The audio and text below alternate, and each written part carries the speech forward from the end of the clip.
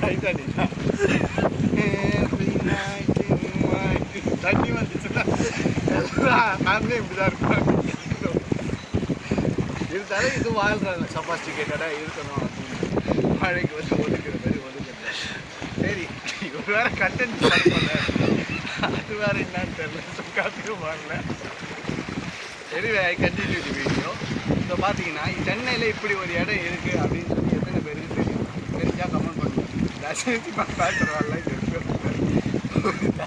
சென்றால் நடந்துக்கணும். எனிவே அந்த பேக்ரவுண்ட் காட்டுவோம். என்னங்க அது காக்காலாம் பறக்குது, நல்லா இருக்கே. மறக்காமல் சப்ஸ்கிரைப் பண்ணிவிடுங்க. என்ன சொல்கிறேன்னு பார்த்துட்டேன்.